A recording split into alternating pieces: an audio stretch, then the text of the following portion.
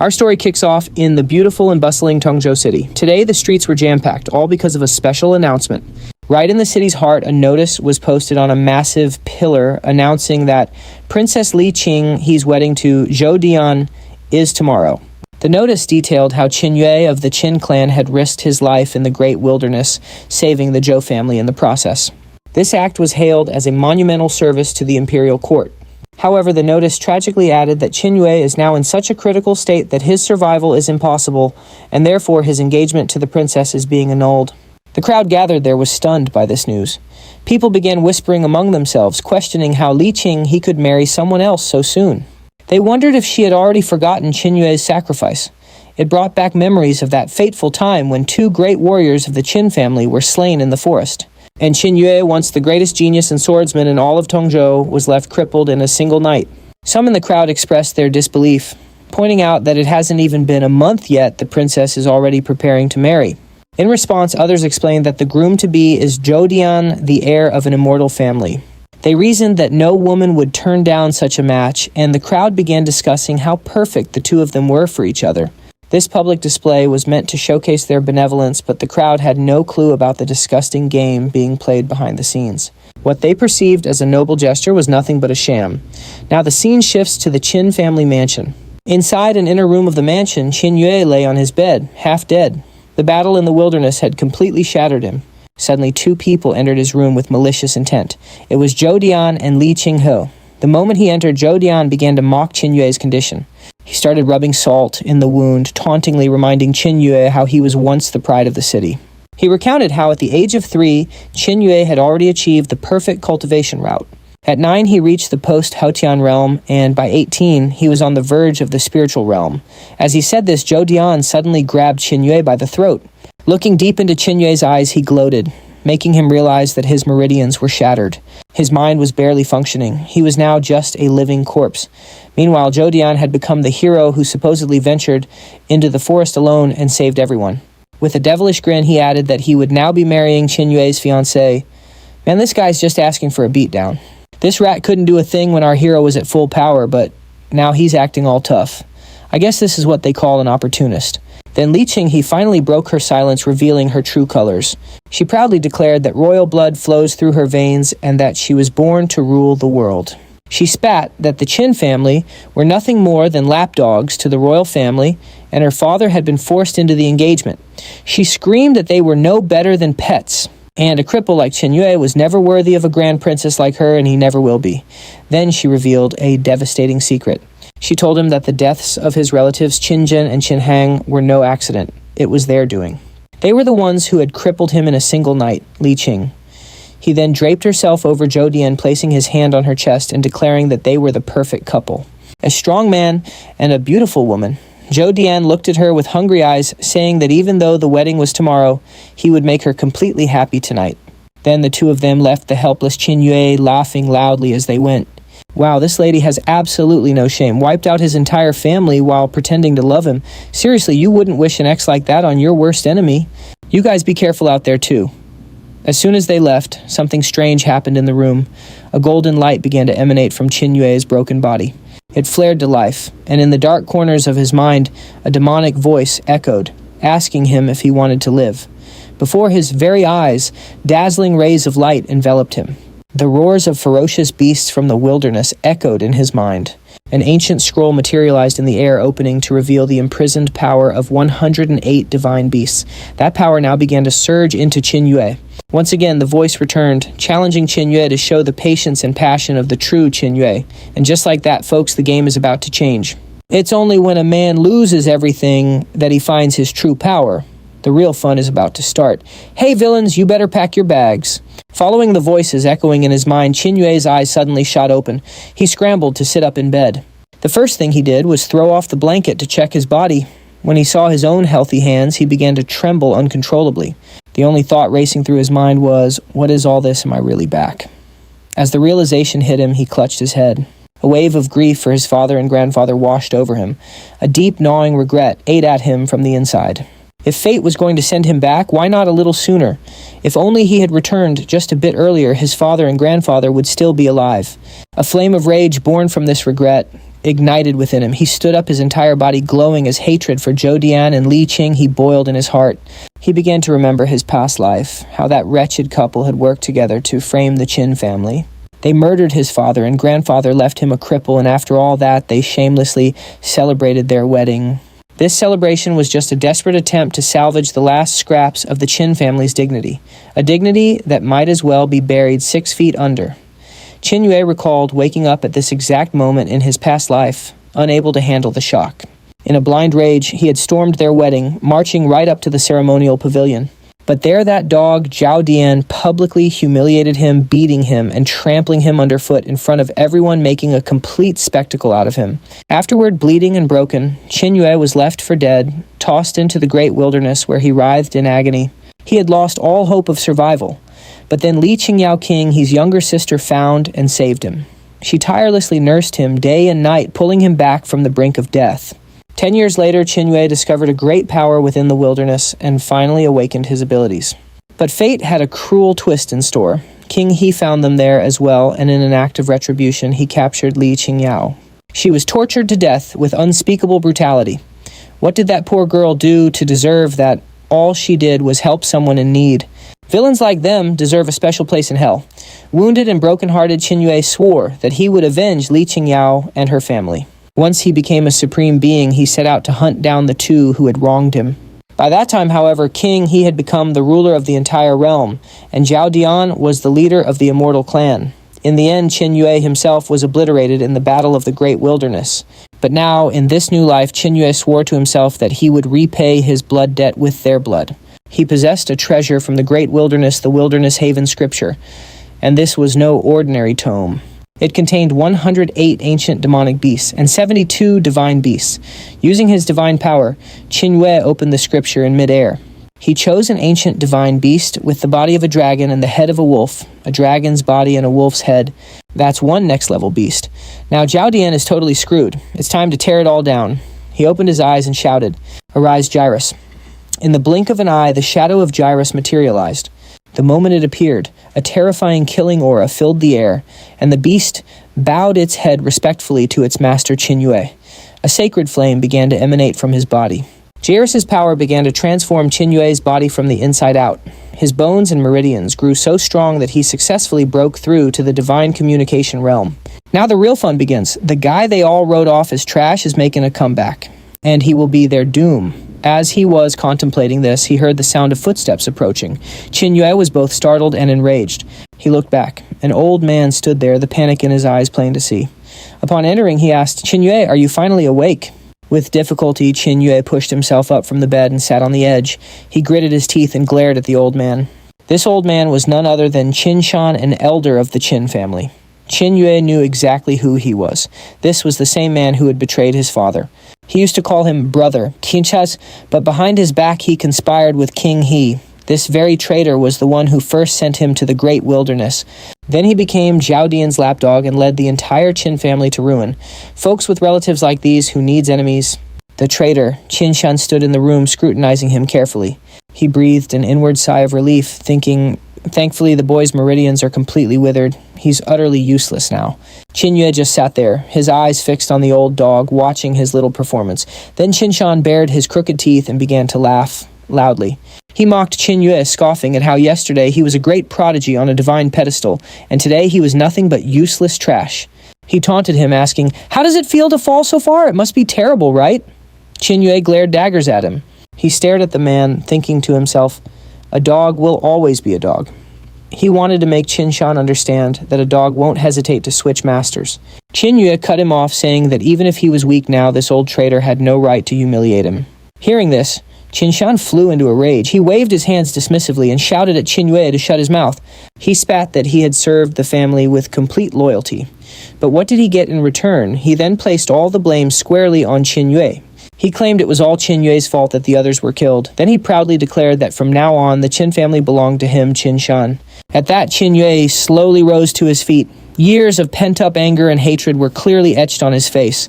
His eyes, now brimming with killing intent, stared straight at Qin Shan. Qin Yue slowly advanced on the beast of a man.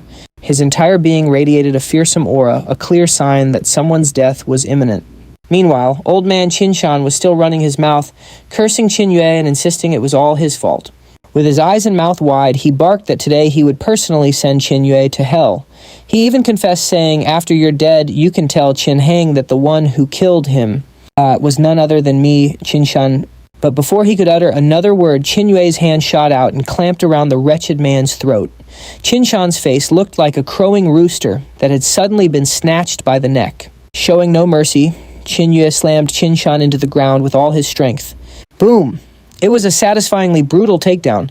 The impact was so powerful that the ground cracked and shattered, sending splashes of blood everywhere. Qinshan's throat was in agony. He was being choked, and as he tried to speak, only a strangled gasp escaped his lips. As those gurgling sounds sputtered out, Qin Yu's eyes burned with pure hatred. Baring his teeth in a twisted smile, he sneered, "In the end, a dog is just a dog. And when a dog bites its master, there's only one consequence: death." With those words, Qin Yu made his final move, twisting Qinshan's neck with a sickening crack. With that final brutal act, Qinshan's spirit left his body. And just like that, Qin Yu proved who was really in charge. After eliminating the traitor, Qin Yue donned the old Qin family battle armor, preparing to finally get his revenge. As he strode out of the house, he bellowed a promise that he was coming for that treacherous couple. Leaving the old traitor's twisted corpse behind, he set off on his path of vengeance. You gotta admit, our boy Qin Yu did the right thing. That's exactly what traitors deserve. Now the scene shifts to the Divine Sword Dynasty's luxurious and glittering capital city, where the royal palace was on complete lockdown. Security was tight, ensuring that only the most important guests could attend the wedding. After all, this wasn't just any ordinary marriage. It was the wedding of those two backstabbers, Zhou Dian and Li Qing He. You could see the fear plain as day on the faces of the guards on duty. One guard nervously whispered to another, "Do you have any idea who the groom is?" The shaky reply came back, "He's from the Immortal Clan, a terrifyingly powerful group." Overhearing their chatter, the captain of the guards became furious. He roared at them to cut the gossip and stand their posts, warning that the consequences would be severe if they didn't. Hearing his threat, the guards immediately snapped to attention. Man, if the guards are this terrified, just imagine what kind of monster the groom must be. Little do they know the real VIP is about to make an appearance. His grand entrance is just moments away. A little later, the scene shifts inside the royal palace, where a group of maids is gently escorting the princess to her chambers. After finishing the room's decorations, an elderly maidservant respectfully announced their arrival. Inside Li Qing, he was seated before a mirror. She was putting the finishing touches on her makeup, already clad in a stunning wedding gown, with a look of triumphant joy on her face. As soon as the old maid entered, she bowed politely and announced that the auspicious time had arrived. It was time to head to the main hall. Hearing this, Li Qing He's face lit up with a devilish glint in her eyes. She was practically vibrating with eagerness to get the ceremony started.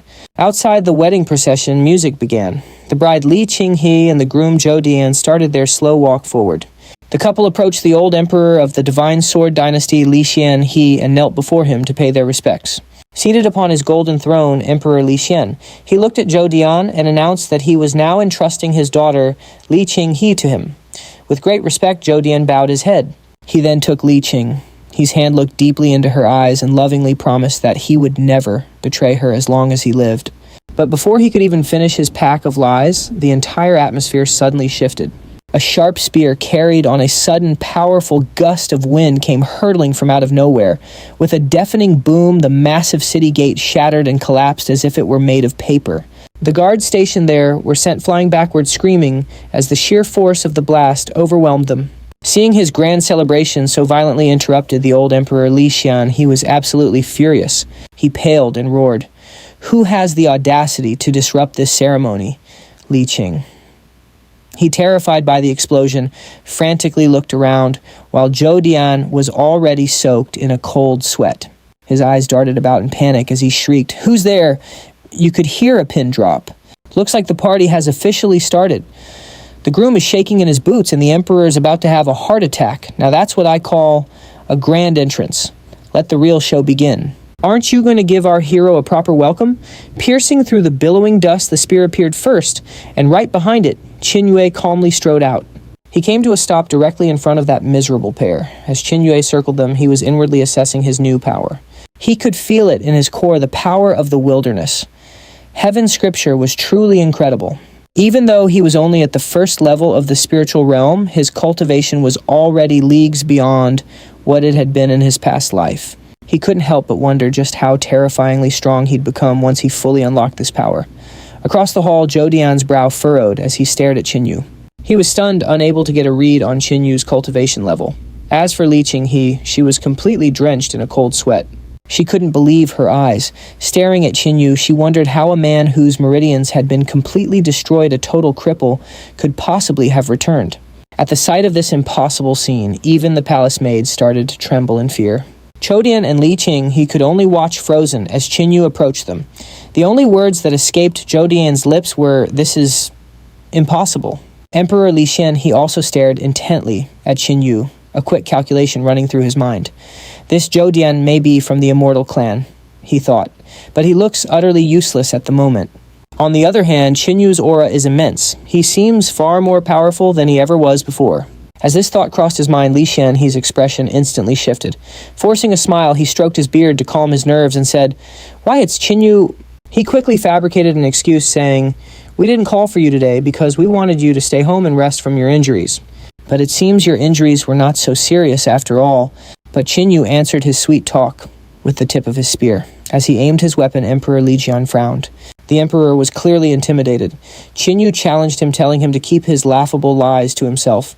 He reminded the emperor that if Qin Yue's father hadn't saved his life back then, he would have been a ghost long ago. Qin Yue angrily declared that his Qin family had faced countless hardships and made enormous sacrifices for the emperor's sake. But what did the emperor do in return? He revealed to everyone that Zhou Dian and Li Qing He had conspired to murder his grandfather and father in the great wilderness. Qin Yue stood before the emperor and loudly proclaimed that this enmity and betrayal could never be forgiven. Upon hearing this, the wealthy guests in attendance began to murmur and shout amongst themselves. As the commotion grew, Zhou Dian's anger finally exploded. He roared for Qin Yue to stop his nonsense. Killing intent radiated from his entire body as he glared at Qin Yue. He admitted to underestimating him, never expecting that his previous injury was just an act. Still, he arrogantly sneered that even if Qin Yue's cultivation remained, it was only at the first level of the spiritual realm. How dare he act so high and mighty? Qin Yue glared back with the same intensity, telling him to come and find out if he was so curious. As he spoke, Qin Yue brandished his spear, and his entire body began to glow with a golden light. Seeing this, the imperial guards immediately surrounded Emperor Li Jian, forming a protective circle and calling for reinforcements. Meanwhile, the old Emperor Li Jian was busy making calculations in his head. He figured that while both Zhou Dian and Qin Yue were at the first level of the spiritual realm, Zhou Dian possessed the blood of the immortal clan. Therefore, Qin Yue couldn't possibly compete with him. Smirking at his own conclusion, the emperor ordered Zhou Dian not to be too harsh. He feigned consideration, saying that the Qin family had, after all, served the dynasty loyally. So he should just receive a small punishment, destroying his cultivation to teach him a lesson. Zhou Dian obeyed the emperor, gathering energy in his hands as he stared menacingly at Qin Yue. A small punishment. The old man must be dreaming. He really thinks his son-in-law is some kind of hero. But we're about to find out who the real boss is. At that moment, Zhou Dian summoned his immortal energy and drew a weapon wreathed in divine power. It was a first-grade immortal weapon, the green flame sword, an ancestral treasure of the Zhao family. The crowd erupted at the sight of it. Everyone was shocked that it was a genuine immortal weapon, proving Zhou Dian was indeed a worthy descendant of the immortal clan. People murmured that no one could possibly survive a strike from such a weapon. Zhou Dian raised the immortal weapon high, and glaring at Qin Yue, he declared that the sword was his family's most precious treasure. Qin Yue rolled his eyes, aimed his own weapon at Zhou Dian, and replied that he was wielding the Qin family's war god spear. Even though it's only a 6th grade mortal weapon, it has drunk the blood of thousands of enemies and claimed countless souls. It's a classic showdown, the airborne with a golden spoon versus the self-made warrior. Mortal versus immortal. Let's see who truly has the strength. Those are just empty words, Zhou Dian shouted angrily. In the end, it's just a humble mortal weapon. With that, he dragged his sword loudly across the ground before launching a direct attack on Qin Yue. He challenged him, saying, "Why don't you show me how you'll withstand this blow?" Qin Yue spun his spear, preparing to counter. The divine beast's mark on his forehead began to glow, and an overwhelming killing intent manifested behind him. Qin Yue's body and soul were primed for the attack. Then the shadow of Gyrus appeared. Qin Yue raised his spear and thrust it forward. The power of Gyrus flowed into the spear, intercepting and shattering Zhou Dian's attack mid-air. Seeing this, Zhou Dian's eyes widened in fear. The war god's spear, infused with the power of Gyrus, twisted like a dragon and snapped back towards Zhou Dian. He was completely stunned by the counterattack. Realizing the danger, Zhou Dian gritted his teeth and desperately tried to defend himself with his sword. He screamed, "How dare you underestimate me?" He poured all his strength and the sword's immortal energy into blocking the blow.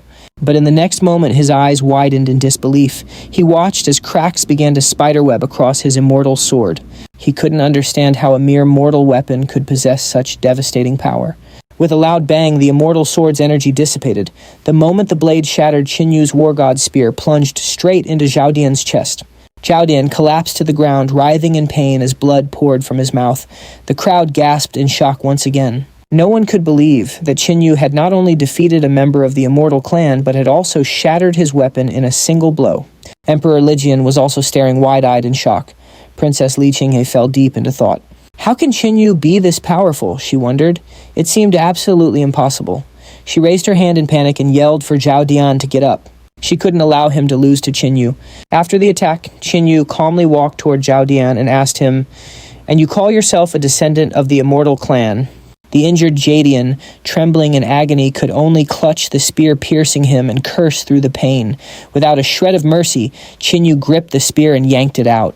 He taunted, "Is this the son-in-law the royal family was so proud of?" The moment the spear was out, Jadian screamed as blood gushed from the wound like a fountain. Qin Yue mocked the wretched man, saying he couldn't even take a single hit. "So if you were this weak, why did you even step forward?" Ouch, talk about adding insult to injury. First you stab the guy, then you ask if it hurts. What's gotten into him? Qin Yue is on a roll today. Jadian slumped back, trembling and clutching his chest, realizing that Qin Yue's spear had just shattered his immortal weapon. Impossible. This meant that Qin Yue's weapon was no ordinary immortal weapon. He accused the Qin family of secretly hoarding immortal weapons. Qin Yue wiped the filth's blood from his spear point and stood tall, looking every bit the war god. He proudly declared that this war god's spear was forged through generations of bloodshed. It was nothing like that cheap sword Jadian was so fond of using. Qin Yue glanced at his spear, thinking about Gyrus's second divine power, the ability to release the power contained within a weapon. Hiding behind his guards, the scumbag emperor eyed the spear suspiciously. He thought to himself, how dare the Qin family? They couldn't possibly be hiding immortal weapons. He guessed that Qin Yue must have found it during his time in the Great Wilderness. The emperor decided to wait and see what other tricks this boy had up his sleeve. Seeing his son-in-law's pathetic state, Emperor Li Xian angrily scolded Jadian. He berated him for not being able to defeat a mere weakling. Hearing this, Jadian's entire body trembled with shame and rage. He suppressed his pain and staggered back to his feet. Suddenly, the immortal mark on his forehead began to glow, and a thick, killing intent emanated from his body. Jadian roared that he had made the mistake of underestimating Qin Yue.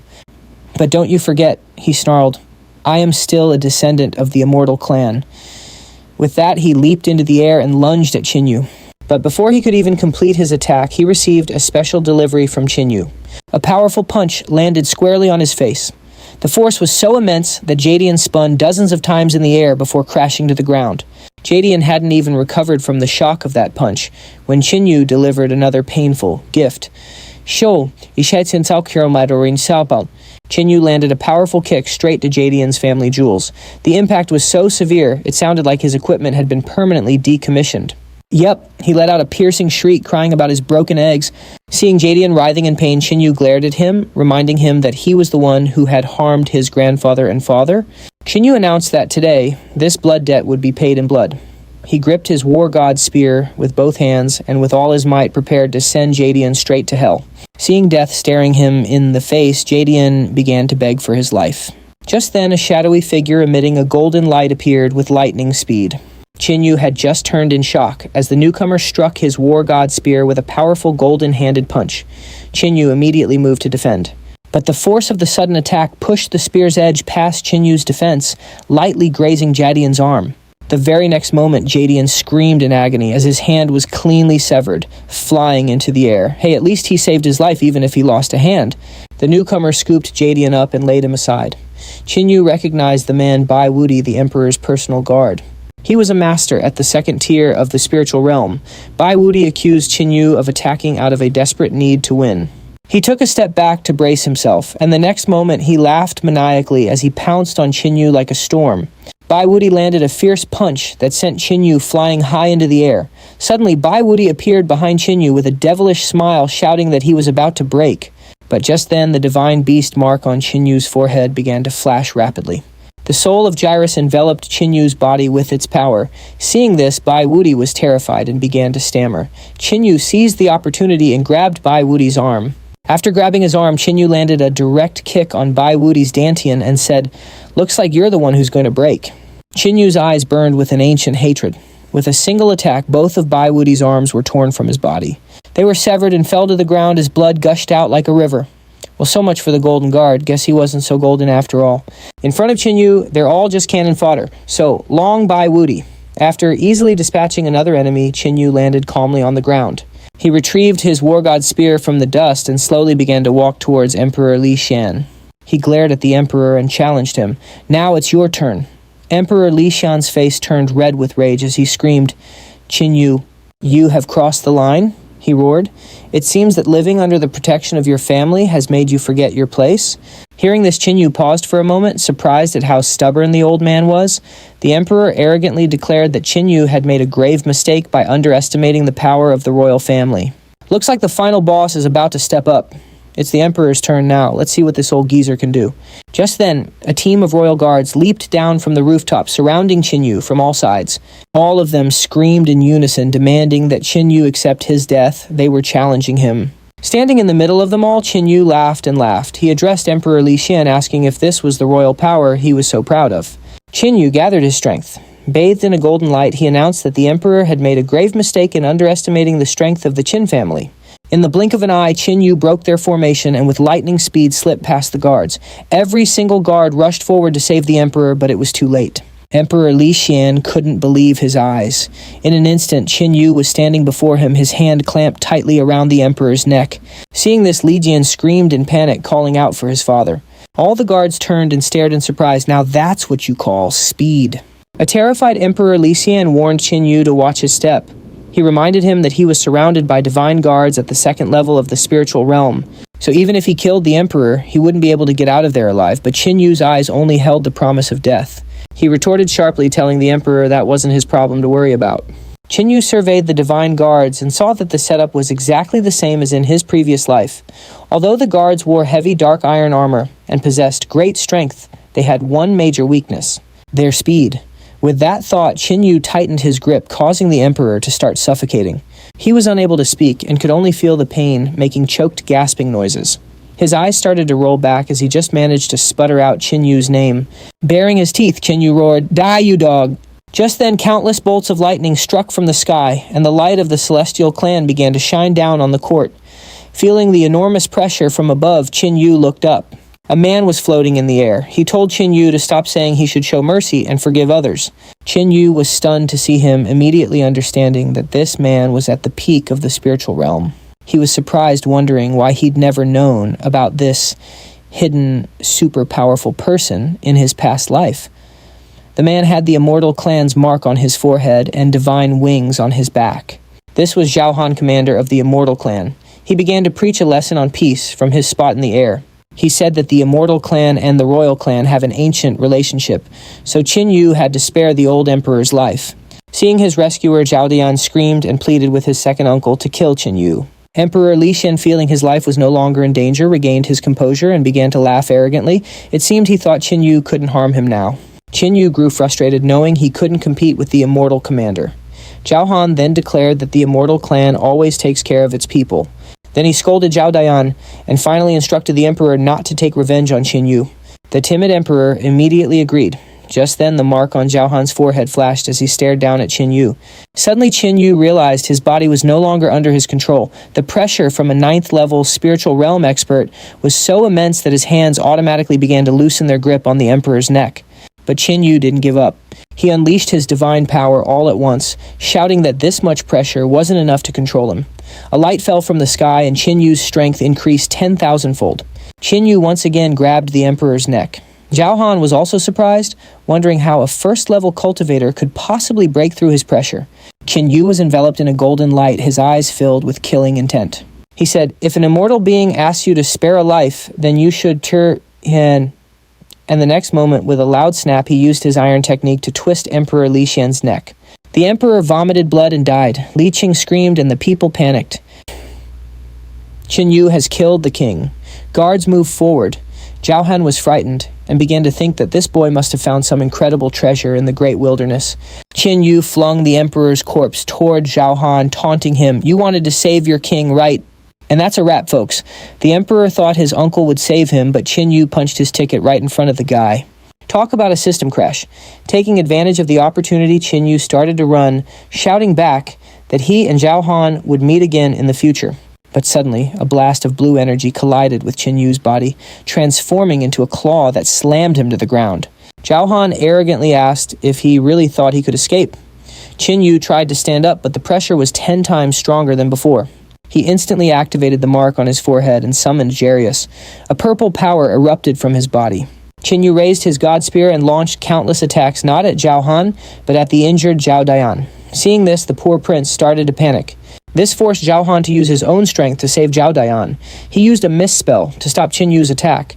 With Zhou Han's attention diverted, Qin Yue saw his chance and used his lightness skill to get out of there. Zhou Han shouted angrily, "You can't escape!" Qin Yue turned around and laughed loudly, saying that if he followed the injured, Zhou Dian would surely perish. "Now you decide for yourself what's more important." Zhou Han looked back at where Zhou Dian was repeatedly begging for help. Smiling, Zhou Han admitted to himself that this kid was interesting. She instructed Zhou Han, who then began the treatment using his divine power. While healing the injured Zhou Dian, he examined the wound with his divine power and calmly remarked, "The injury isn't very deep." But Zhou Dian was seething with anger and hatred. Clutching his wounded hand, he cried out to his second uncle, insisting that he must avenge this insult at all costs. Otherwise, he'd never find peace, unable to eat or sleep.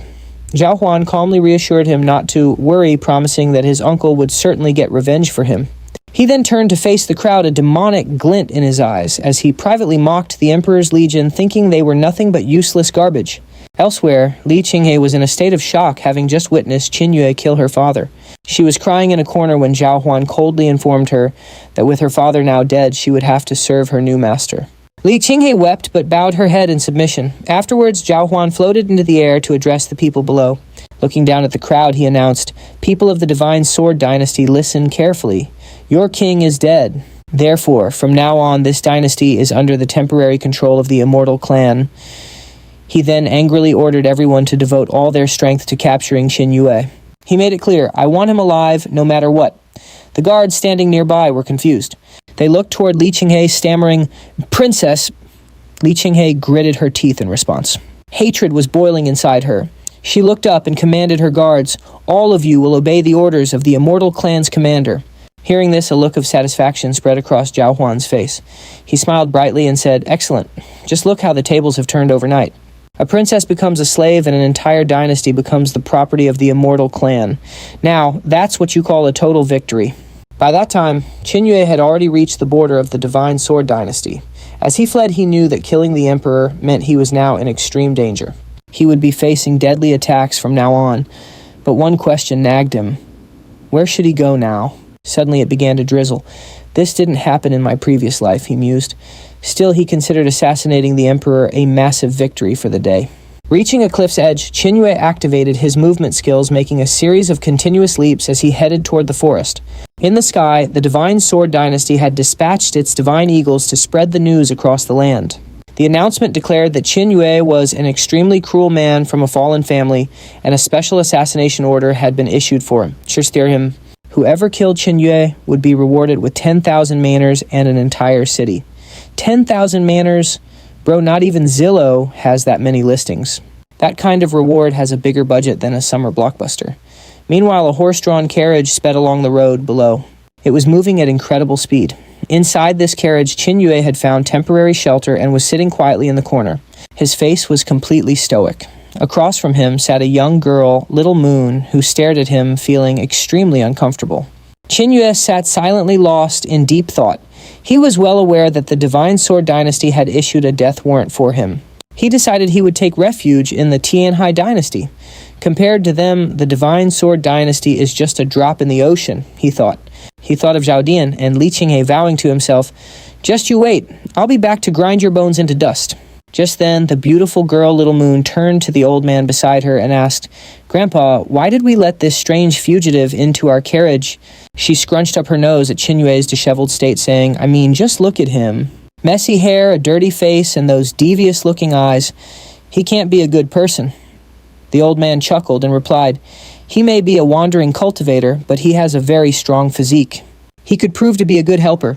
Little Moon looked at her grandfather in disbelief. "Grandpa, are you forgetting who you are? You're the king of the Tianhai dynasty.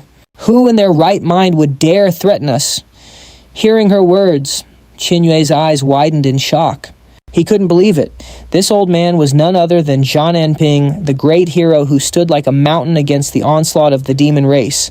Qin Yue sadly recalled that in his past life, the Divine Sword dynasty, aided by the Immortal clan, had defeated the Tianhai dynasty, and the great king Zhang Anping himself had been killed by Zhou Dian.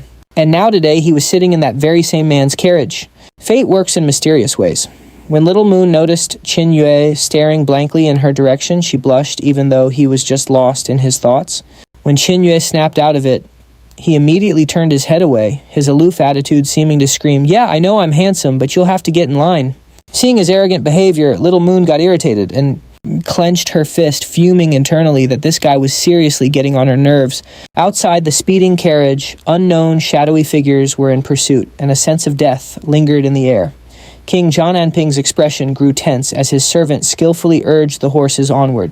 The driver, his brow furrowed with worry, informed his master, "We still have 100 miles to go to reach the dynasty, and night is falling."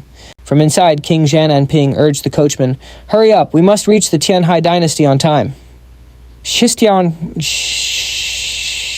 We need to avoid any unfortunate incidents. Then turning to Qin Yue, he added, "I'm right, aren't I?" King Jinan stared at Qin Yue, and our hero mentally praised the king's perception. He realized the old man had figured out his true identity. The king had likely said it just loud enough for him to hear. Qin Yue smirked. This old man was every bit as clever as he seemed. Suddenly, countless arrows imbued with divine power began to rain down from the sky. One pierced a horse's neck, causing the animal to cry out in agony. It bucked violently, shaking the carriage so hard that everyone inside struggled to maintain their balance. Qin Yue's eyes flew open. He looked outside to see what was happening. The others were panicking and screaming in confusion as a massive sword sliced through the air, heading straight for the carriage. A beam of divine power shot through the vehicle, and in the blink of an eye, it was split clean in two. And boom, just like that.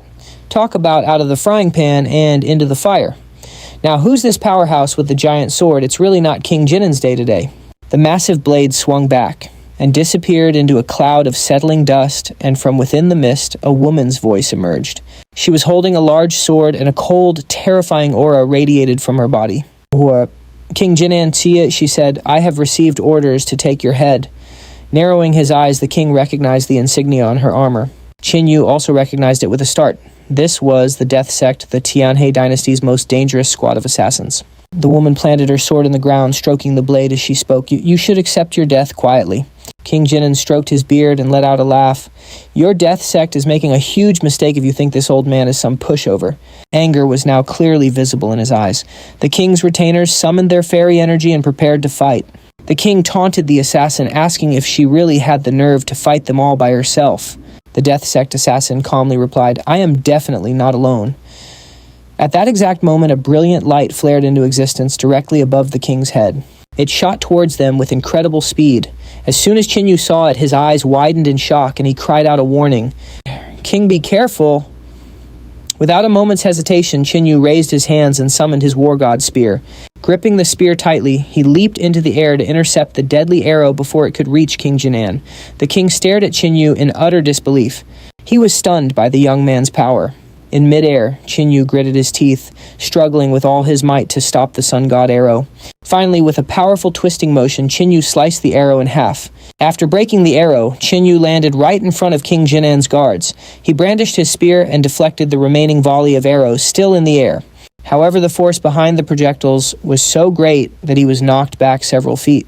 He stumbled, breathing heavily. The female assassin stared at Qin Yue, and a slow, impressed smile spread across her lips. She praised him, admitting she hadn't expected him to be able to stop her sun god arrow. With that, she jumped down to stand beside her partner. When King Jinan got a good look at the broken weapon, his eyes widened in surprise. He recognized it as the sun god arrow, one of the death sect's 3 great legendary killing weapons. The old king took a deep breath, feeling the terrifying aura of the death sect assassins. He glared at the two women and shouted for them to listen carefully. He declared that he was ready to embrace his death. His one and only condition was that the others with him be allowed to leave here safely.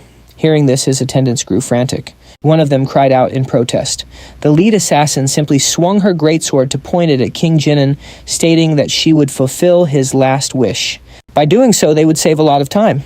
But Qin Yue immediately stepped forward, shielding King Jinan. "Stop with the grand sacrifice," he said, clarifying that, as long as he was alive, nothing would happen to the king. He then glared at the death sect assassins, challenging that he would be their opponent. Wow, the king might be old, but our boy is ready to throw down. That old habit of making sacrifices is still there, and he's as stubborn as ever. Death is standing right there, and this man is giving it attitude. Hearing Qin Yue's challenge, both female assassins unleashed their domineering auras, threatening that if he had a death wish, they would be happy to grant it. Qin Yue spun his spear into a fighting stance and said, "First, tell me your names. I don't kill nameless people." The assassins replied in unison, "Death Sect Chiwu," and "Death Sect Yixi." Qin Yue stared at the two sisters, thinking to himself that, as he'd expected, these were the famous Wu sisters from his previous life. Qin Yue remembered that these two sisters were legendary, quite famous throughout the lands. In the end, though, they had both been killed by Zhou Dian. Suddenly, a brilliant idea popped into Qin Yue's head. If he could recruit both of them as his subordinates, it would be a pretty sweet deal. Hold on. His life is on the line, and my man Qin Yue is thinking about hiring. You gonna ask for their resumes? See what their salary expectations are? While these thoughts raced through his mind, Yixi stepped back and then shot forward. She swung her greatsword with all her might, throwing it towards Qin Yue. Seeing the attack, a look of excitement flashed across Qin Yue's face. Perfect timing, he thought. At the same time, Qin Yue raised his war god spear and thrust it forward with all his strength. The war god spear shot forward, cutting through the air as it collided with the massive sword. Boom! A fierce shockwave erupted from the clash of their weapons. Dust and smoke spread everywhere. Zhao Yu and Wang Yan were thrown back by the force of the blast and scrambled to get away. He had to raise his hands to shield himself. Qin Yue gripped his spear tightly and stared at Vasi, who taunted that the Qin family's war god was still a bit weak. But then Qin Yue's eyes widened. He saw Vasi charging straight for him with her massive sword. Vasi, who now had the upper hand, arrogantly declared her attack War God's Fear.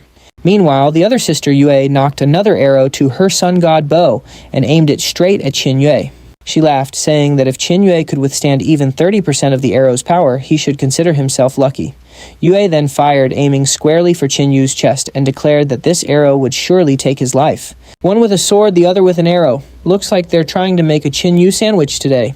Let's see how long this war god's fear lasts. Qin Yue acted cleverly. With a slight flick and a quick rotation of his spear, he threw Vasi off balance. Now at a disadvantage, Vasi watched Qin Yue carefully. She had to admit that for someone at the first level of the spiritual rune realm, withstanding 2 of her attacks was quite impressive. As soon as she thought this, Vasi channeled her divine power into a single killing move. Behind her, the phantom of a blazing sunblade appeared. It was a supreme martial skill of the royal grade. Qin Yue shouted, "Jairus Phantom, appear!"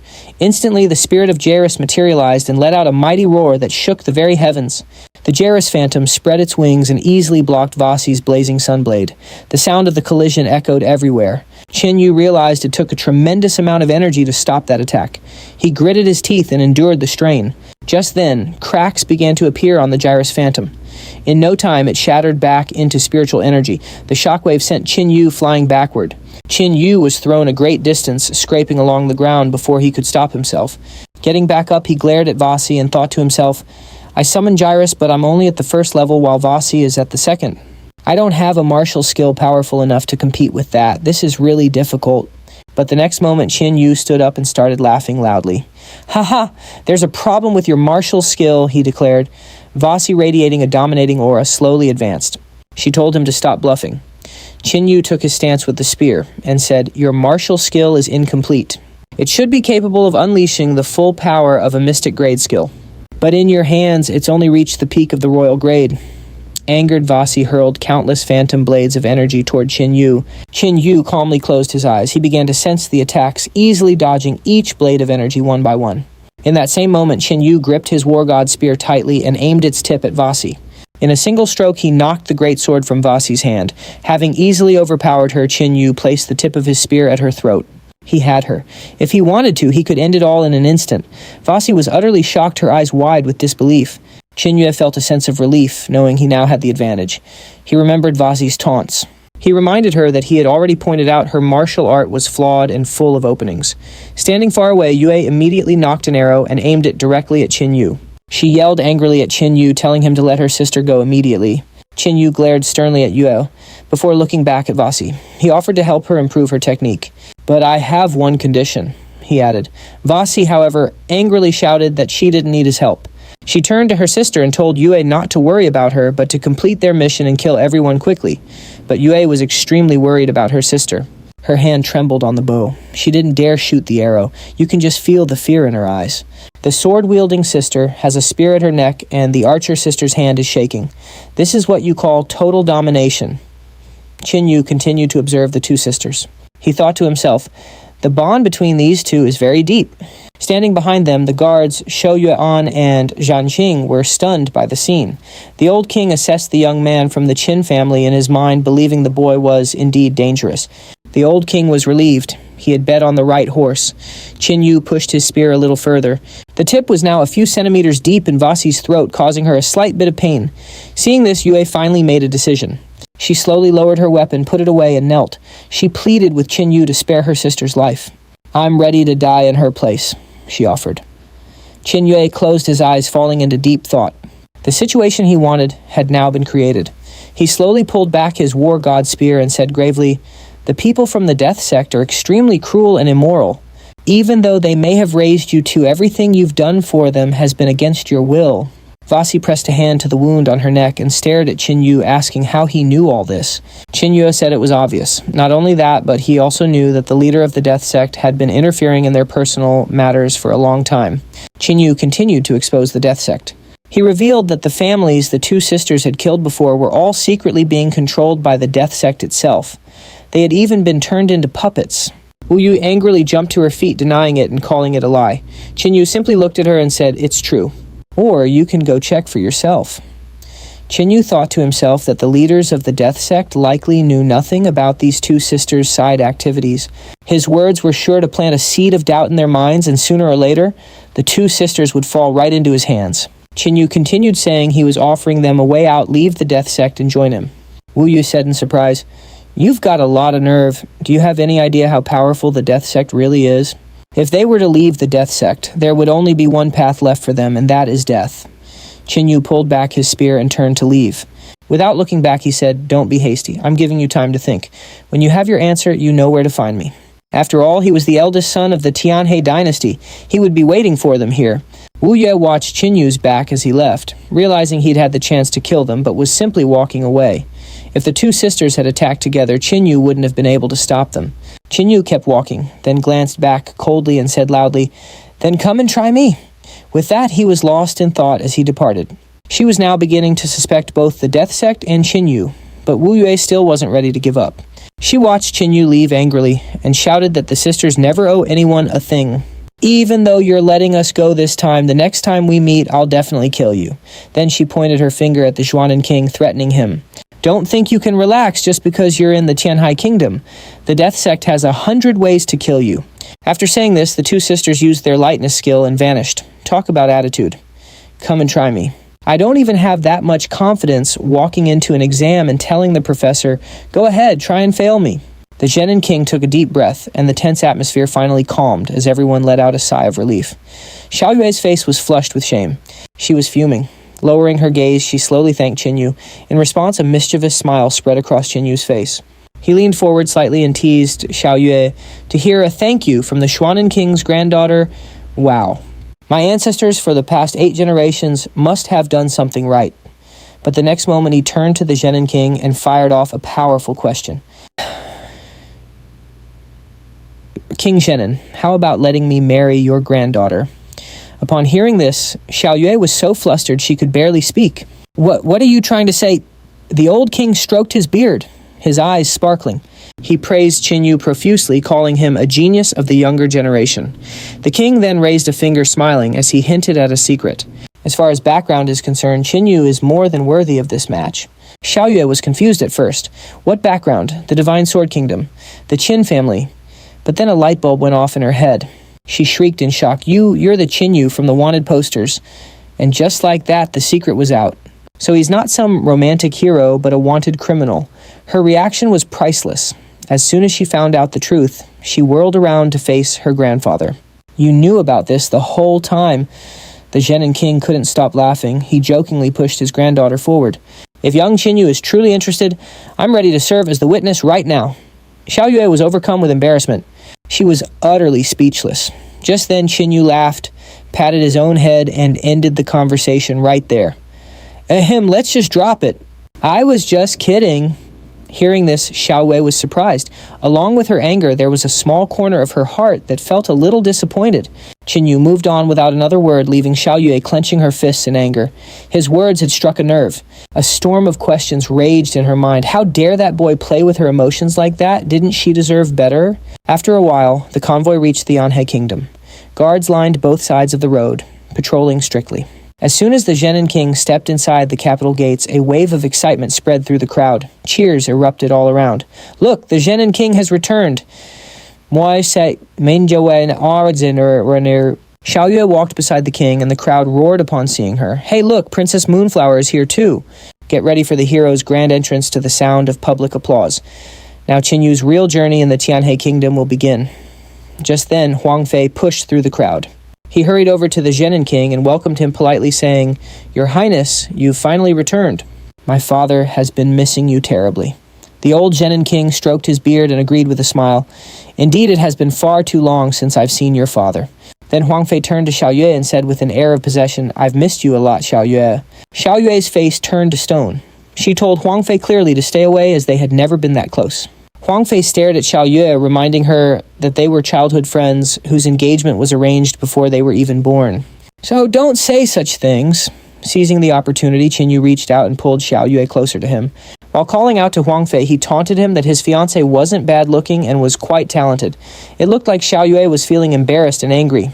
She shouted back flatly, denying that she was his fiancée. Huang Fei, taking the taunt as a compliment, arrogantly replied that Qin Yue was being far too kind. When Xiao Yue saw Huang Fei's arrogant face, a mischievous idea popped into her head. She rushed over and hugged Qin Yue tightly, putting on an overly affectionate display as she asked, Honey, are you upset again? Seeing this scene, Huang Fei became absolutely furious. His eyes practically popped out of his head like in a cartoon stretching a good 5 meters. The Zhenin king and his guards wisely chose to shut their eyes and shake their heads, pretending they hadn't seen a thing. Just as Huang Fei was about to say something in anger, Xiao Yue grabbed Qin Yue's hand and presented him to Huang Fei, declaring that this was the man who truly held her heart. Huang Fei's anger was becoming unbearable. He yelled at Xiao Yue to stop messing around. But Xiao Yue kept the lie going, claiming they had even set a wedding date so she could spend the rest of her life with him. Upon hearing this, Huang Fei's eyes practically shot flames. He gripped the fan in his hand so tightly that it shattered into pieces. Suppressing his rage, he changed the subject and told the king that he had prepared a feast. He then offered to help them get settled in and freshen up. Talk about self-control. You could almost hear his heart shattering from here. Meanwhile, a strange sight was unfolding in Tianhe City. A group was riding on some bizarre-looking animals. Some resembled triceratops, while another looked like a dinosaur with chicken talons. It was like a cultivation story had a crossover episode with Jurassic Park. These two dinos were a tribute to the Zhenin king. The escort from the artifact refining sect was making small talk with Xiao Yue along the way, but Qin Yue and Huang Fei sat in complete silence. Eventually, Huang Fei decided to assert his authority and threaten Qin Yue.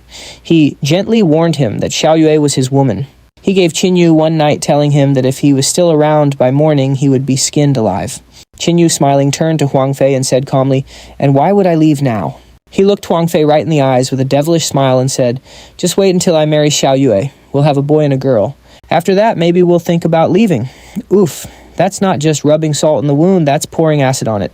He laid out his entire future plan with the guy's fiancée. At this point, Huang Fei's blood pressure didn't just spike, it exploded. Hearing this, he clutched his chest in pain. He began to imagine Qin Yue and Xiao Yue together, forever even having children. The thought alone was enough to give him a heart attack. That was the last straw. He flew into a rage, grabbed Qin Yue by the collar, and roared, "Are you looking to die?" Qin Yue's expression became even more provocative. He said something so outrageous that it left Huang Fei completely speechless. My apologies. Or, should we perhaps discuss which positions we'll use, traditional or doggy style? If you've got the guts, then kill me right now. Huang Fei was seething with anger, but he couldn't do anything in that situation. So he was forced to let go of Qin Yue's collar. Qin Yue dusted himself off, thinking, wow, the moment Xiao Yue shows up, she lands me in some serious trouble. After a while, they all arrived at the artifact refining sect. Upon arrival, they were greeted by the sight of a massive roaring holy fire furnace. Huang Fei welcomed the Zenin king. The king praised the entrance, noting that the layout was at least low-grade imperial level. Huang Fei feigned modesty, saying his father had just thrown it together for fun. Huang Fei led everyone towards the main hall, explaining that his father wasn't currently in the mansion, so he would be their host for the day. As he went to arrange for food and drinks, Qin Yue took in the luxurious sect, amazed by its opulence. He started complimenting the place. Man, the villain's headquarters is even bigger than the hero's palace in this story. Now let's see why this guy is so protective of his fancy sect. After a little while, a fragrant aroma filled the room, and a table was set laden with food. Huang Fei emerged from the kitchen. He was chanting, "It's ready, it's ready." In his hands, he held a special plate of earth dragon meat. With great fanfare, he placed the dish directly in front of Xiao Yue, telling her in a fawning tone that it was earth dragon meat. He explained that it's extremely beneficial for martial artists who are training their bodies, especially after such a long journey. He was obviously just trying to impress Xiao Yue. Suddenly, Qin Yue's voice piped up. Wow, this is delicious. What amazing flavor. Huang Fei panicked and whipped his head around. He was shocked. Oh crap, my dragon meat. He immediately leaped forward to snatch it back, shouting that it wasn't for him. But Qin Yue simply moved his hand and gave Huang Fei's approaching hand a hard slap. The slap was so powerful that Huang Fei's hand went numb. He stumbled back, feeling a wave of weakness, and thought to himself, this kid hits seriously hard. In the blink of an eye, Qin Yue had licked the plate clean, leaving nothing but a single dry bone. As soon as he finished eating, he felt a tremendous energy surge through his body. His entire frame began to glow with golden light as he sat there and unblocked some of his clogged meridians. He broke through. Qin Yue looked down at his hands, feeling overjoyed and filled with a new sense of power. He shouted, "Incredible, I feel great." After this, it seemed like nothing could stand in his way. After finishing his bowl of rice and cleaning his plate, Huang Fei approached Zhanqing once the meal was over. With a smug smile and his arms crossed proudly, he shared some fantastic news. He announced that he had recently awakened a 5th grade holy fire, and on top of that, his own direct ancestor had accepted him as a disciple. Hearing this, both Zhanqing and Xiao Yue were stunned. They could only stare at Huang Fei in utter shock. Huang Fei continued, saying that his master also knew about the arranged marriage between him and Xiao Yue. In fact, his master Yan Hisiki would be coming personally in a few days to marry them. Huang Fei narrowed his eyes and shot a wicked smile in Xiao Yue's direction. My master has promised to arrange the most spectacular wedding the Empire has ever seen, he boasted. The preparations will be unlike anything anyone has ever witnessed. Zhanqing sat quietly, his expression grim. He thought to himself, this nephew of mine is becoming a real thorn in my side. And here's the real kicker, not only does the villain have power and a holy fire, but he also has the backing of an ancient master. Qin Yue, who was sitting and eating beside Huang Fei, listened to his words and quietly made some calculations in his head. He thought to himself, I hadn't expected Huang Fei to awaken a 5th grade holy fire. In this age, a holy fire is a natural gift for any fire-type martial artist. Qin Yue visualized the holy fire chart in his mind. In total, there are 9 grades of holy fire. The 1st grade is the weakest, and the 9th grade is the strongest. Anyone who possesses a holy fire can achieve the status of a top-tier key refiner on the continent. Even though Huang Fei had only awakened a 5th grade holy fire in the Taihua Republic, this was still considered exceptionally rare. Qin Yue also gauged the ancestor's strength. His cultivation was at the peak of the spiritual realm. He was the kind of person who could summon wind and rain at will. Night fell and the moon rose high in the sky. After dinner, Qin Yue headed towards the Tianhai Inn, the largest in the city. Xiao Yue followed behind him, looking rather perplexed. She asked in confusion, You could have stayed at the mansion. Why are you going to an inn? At the entrance to the inn, Qin Yue turned to look at her and said with a grin, What's wrong? Can't bear to be apart from me. Suddenly, Qin Yue's eyes widened. Xiao Yue's face had fallen, and her eyes were welling up with tears. Without a word, she turned, hiding her face, and ran back toward the Jindan King's mansion. Qin Yue watched her go. He silently vowed, Don't worry, that Huang Fei is no good. I'll never let you fall into that devil's clutches. A little later, Qin Yue went inside the inn and rented a room. He sat on the bed and began to meditate. Immediately, his body was enveloped in a golden light, and behind him the spirit of a Zhiji appeared. The fastest way to raise my cultivation level is by using the flesh and blood of strange beasts, Qin Yue thought. I'll have to go find some high-quality ones to purchase tomorrow. A glint appeared in his eyes. As soon as I reach the second level of the spiritual realm, I can unlock my other spirit beast, the 9-legged golden crow. This was no ordinary bird, but a mythical golden crow with 9 legs.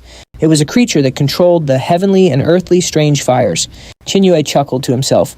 Wang Fei is so proud of his 5th grade holy fire, isn't he? I wonder what his face will look like when he sees my 9th grade holy fire. Meanwhile, at the artifact refining sect, Wang Fei had ordered his men to run a background check on Qin Yue. His servants reported back that Qin Yue was, in fact, from the Qin family of the Divine Sword Kingdom. Wang Fei roared with laughter upon hearing the name. The Qin family. So this is the Qin Yue the immortal clan is hunting for because he double-crossed them. He cackled menacingly. He deserves to die, and to think I thought he was some dangerous opponent. But he's just a piece of trash after all, Wang Fei decided. Fine, I'll let him live for now. I want him to watch with his own 2 eyes. How Xiao Yue becomes my wife. Ah, the classic villain blunder. They always make the same mistake. They underestimate the hero, and that same trash always comes back to bite them. Back at the inn, Qin Yue had just finished writing down a martial skill. It was called the Wind Thunder Roar, a skill he had been lucky enough to acquire in his past life. Although it was only a low-grade mystic rank skill, it was valuable enough to be traded for a wealth of heavenly and earthly treasures. Qin Yue slowly got out of bed, put on his robe, and headed toward the city's auction house. Half an hour later, he arrived at the entrance. Inside, countless members of both the demon and human races were gathered. Qin Yue stepped in and looked around, a sense of nostalgia washing over him. I'm back again, he thought with a small smile. Just then, an attendant from the Emilian demon clan approached and greeted him respectfully. The attendant asked what the young master required. Qin Yue, deep in thought, shook his head and said that what he needed was something a regular attendant couldn't handle. Then Qin Yue gestured in a particular direction and ordered the attendant to summon Miss Warner at once. The stunned Emilian demon stammered, "Young master, please wait just a moment." A short while later, a massive 3-headed snake slithered out from a nearby chamber. Perched on the snake's back was a woman, holding a long pipe, from which she elegantly blew smoke rings into the air. It was Dugu Warner. She approached and asked if the young master had ever met her before, admitting she couldn't recall. Qin Yue observed Dugu Warner carefully, and as the old man beside her identified him, he said, "It's been a long time, Warner." Warner, seated on her serpent throne, looked Qin Yue up and down, wondering, "Who is this kid? I've never seen him around here before." Qin Yue stepped forward and got straight to the point, stating his intention to participate in today's secret auction. Warner stared at him and let out a curious, "Oh." Standing beside her, Camille Damon narrowed his eyes at Qin Yue, sensing that someone dangerous had arrived. Dugu Warner turned and led the way, saying, "Young master, please follow me." A few minutes later, Qin Yue was brought to the secret auction hall. The old man chameleon bowed and opened the door, signaling for Qin Yue to enter. As he entered the waiting hall, Qin Yue yawned and thought, "It feels great to be back here." Warner lit her pipe, took a long drag, and remarked, "This young master seems rather clueless. He has no credentials. Who brought him here?" Qin Yue folded his arms and replied coldly, "You don't need to know that, Warner. I'm here for today's secret auction." He added that he was well aware of the rules. Then Qin Yue pulled the Wind Thunder Growth manual from his clothes, showed it to her, and asked her to appraise its value. Dugu Warner took the manual and began examining it carefully. Suddenly her eyes widened in surprise. She asked, "Where did you get this? Is this a mysterious rank technique?" Just seeing the one book left, Warner completely shocked. "This is no simple book. It's a treasure," she murmured. With a smug look, Qin Yue folded his arms and replied proudly, "Correct. It's a low-grade mysterious rank technique." Holding the manual, Dugu Warner asked if he really intended to auction such a valuable item. Qin Yue nodded firmly and said, "Absolutely." Warner became a bit flustered as she prepared to make an offer. She calculated that if the technique were put up for auction, it could fetch maybe 1 million gold coins. However, she told Qin Yue that if he trusted her, the TNA auction house would buy it from him directly for 1.5 million gold coins. Qin Yue's eyes lit up as he began doing some mental math. A second-grade body tempering pill costs about 10,000 gold coins. So 1.5 million gold coins means I could buy 150 of those pills, he thought. Not bad at all. He immediately accepted Warner's offer. "It's a deal," he said, "but I need body tempering pills in exchange for the money." Dugu Warner was ecstatic knowing she'd acquired a mysterious rank technique for a bargain price. Warner put the pipe to her lips and took another long drag. She thought to herself, "I can't believe this young man possessed a low-grade mysterious rank technique. She wondered if he was a disciple from a major power sent to the TNA Empire for training. Dugu Warner then formally invited Qin Yue to attend that night's auction. "I'd be delighted to participate," Qin Yue said with a nod. Qin Yue rested his chin on his hand, recalling his past life. "If I remember correctly," he thought, "an extraordinary treasure is supposed to appear at the TNA auction today." Dugu Warner happily offered to be Qin Yue's guide. "Excellent," she said. "Allow me to show you to an exclusive seat." Warner spread her arms and announced loudly, "Welcome to the underground hall where today's most distinguished guests are gathered. Oni sinki buawan ma chisis mo sintinindinyu." The people around them were surprised, murmuring amongst themselves, "Warner has never smiled so warmly at anyone before. Who exactly is this boy?" The woman who hadn't given him a second glance earlier was now giving him the full VIP treatment. It seems the old saying, "money talks," is true even in the cultivation world. Qin Yue sat down in the exclusive chair. Suddenly a man with a scarred face and a sneer appeared behind Warner. It was Wang Xuan, the heir to the divine merchant sect. He immediately began boasting that his sect had brought some exceptional items today. Warner, showing her annoyance, offered him a curt thank you. Wang Xuan continued to flatter her, complaining that she had rejected his father's marriage proposal. As he spoke, he tried to casually touch her hand, but Warner, with great agility, sidestepped his advance. Wang Xuan smirked sleazily and said that all the items from his sect today were wedding gifts for her, an offer not even her father could refuse. Warner clearly wanted to get away from him. Qin Yue, who had been observing the whole exchange, glanced past them. His eyes landed on a damaged celestial quality long saber that was emitting a faint blue light. Qin Yue recognized it as the broken celestial weapon Tadan Tawang. On one side, the lecherous Wang Xuan, on the other, a legendary weapon. Qin Yue's focus was squarely on the sword, not the drama. "Our boy has his priorities straight."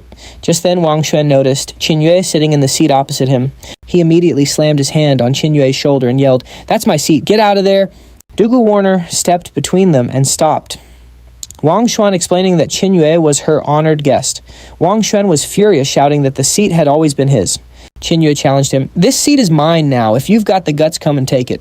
Wang Xuan stepped forward, shouting that Qin Yue was merely a spiritual realm cultivator and didn't deserve to sit there. In response, Qin Yue casually waved his hand, and a silent slap landed squarely on Wang Xuan's cheek. "Smack trash like you should get lost," Qin Yue said coldly. Wang Xuan staggered back from the slap, clutching his face in disbelief. He started threatening the man, swearing he'd call Qin Yue and have him killed. Qin Yue just stared him down, and his simple threat silenced the entire room. "Stop barking. Bark one more time and I'll string your grandfather up on a cross right now, then I'll strip you naked and kill you." Wow, he even brought the guy's grandpa into it. Not only did he get slapped, but his entire family was threatened. Wang Shan's brain just about short-circuited. He was going absolutely mad with rage and humiliation. But Dugu Warner angrily shouted for them to stop. He made it crystal clear that no one was allowed to cause a commotion in the auction house. The second he heard Warner's voice, Wang Shan became as meek as a kitten. He muttered under his breath as he sat down, vowing to destroy their entire family after the auction. Watching from a distance, one of Wang Fei's men saw the whole thing unfold. The man pulled a command tablet from his pocket. It looked suspiciously like a Ming Dynasty edition of an iPhone 14 Pro. He immediately sent a message to Wang Fei informing him that Qin Yue was at the auction house and had just picked a fight with Wang Shan from the Divine Merchant sect. Man, this Ming Dynasty tech is on another level. With Wang Fei in the loop, Qin Yue now had two powerful enemies gunning for him. Meanwhile, over at the royal mansion, Wang Fei of the Artifact Refining sect was living the good life. He was relaxing, eating fruit while being waited on by beautiful women. Suddenly, the command tablet next to him, which looked exactly like an iPhone 17 Pro, lit up. A notification chimed. It was the message from his subordinate. After reading the message, a devilish grin spread across Wang Fei's face. He thought to himself, by offending Wang Shan, Qin Yue has basically signed his own death warrant. Then Wang Fei tapped a few times on his iPhone 17 Pro tablet and sent a message to Wang Shan. Back in the auction house, Wang Shan pulled out his own command tablet, which looked just like a Samsung 24 Ultra. He read the message and immediately knew it was from Wang Fei. Wang Shan glared at Qin Yue. He figured this kid was sharper than he looked and must be some kind of big shot. But it turned out he was just a nobody from a fallen dynasty. Now the scene shifts back to the auction stage. On stage, Dugu Warner welcomed everyone. He announced that the items for sale today were 100 times rarer and more high-end than usual. The eager guests shouted for him to cut the suspense and start the auction. Warner then revealed the first item. It was a medicinal vitality pill. As the container was opened, a brilliant light shone from within. Warner explained that this pill was like nectar for anyone up to the first level of the spiritual realm. For someone gravely injured, this pill could regenerate flesh and blood from bare bones. The starting price was set at 10,000 gold. The guests went wild, immediately bidding 15,000, then 18,000. But Qin Yue wasn't impressed. He figured this stuff was useless to him. He decided to take a quick nap and wake up when the really good items came out. And with that thought, he promptly fell fast asleep. From a distance, Wang Shan watched him sleep and smirked, thinking, "Go ahead and sleep, kid. It's going to be your last peaceful day." Half an hour went by. Warner signaled for them to bring out the second-to-last item. The moment the container appeared, Qin Yue's eyes snapped open. He sat bolt upright with excitement. He muttered to himself, "It's here, it's finally here. The main event." Across the hall, Wang Fei's subordinate also recognized it, exclaiming that it was the damaged immortal weapon his master needed. Warner introduced the item, a first-grade immortal weapon, the Shattered God Spear. Even though it's damaged, the starting price is 1 million gold coins. Wang Fei's subordinate immediately bid 1.5 million and added a threat. "This artifact is essential for the refining sect. I suggest you all show some respect and stay out of the bidding." Warner was annoyed that they were using their sect's name to pressure everyone. Just as Qin Yue was about to make a bid, a robed girl's voice called out, 2 million. It was none other than Vasi. The subordinate angrily yelled, "Who dares to bid against me?" But as soon as Vasi removed her hood, the subordinate began to tremble with fear. Recognizing the death sect, he immediately backed down, thinking, Wang Fei wouldn't blame me for retreating from the death sect. Vasi smiled, thinking the item was hers. But then Qin Yue stood up and loudly bid 3 million. After seeing Vasi, he even shot her a provocative look. Both Vasi and Wang Shan were stunned. Where did this kid get that kind of money? Warner asked, "Any other bids?" When the room fell silent, Warner blew a kiss toward Qin Yue and said, "Then this weapon is yours." Qin Yue felt a chill run down his spine from that kiss and quickly sidestepped. "Look at our boy's luck, he even scored an immortal weapon. Unlike my viewers who are probably watching this alone during Valentine's week." Anyway, it was finally time for the main event, the Thunder Palm, a low-grade mysterious skill. The guests could examine the manual before bidding.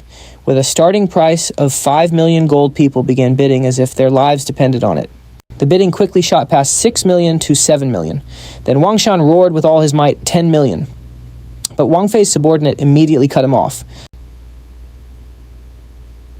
12 million. Wang Shan went ballistic. He screamed at the subordinate, demanding to know what he was doing.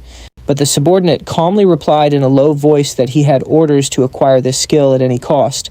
Then he slammed his hand down and yelled, 15 million gold coins. Wang Shan's fury exploded. In his mind, he cursed Wang Fei, thinking how despicable the man was. On one hand, you want my help, but on the other hand, he's snatching my item right from under my nose, and you just want me to teach him a lesson.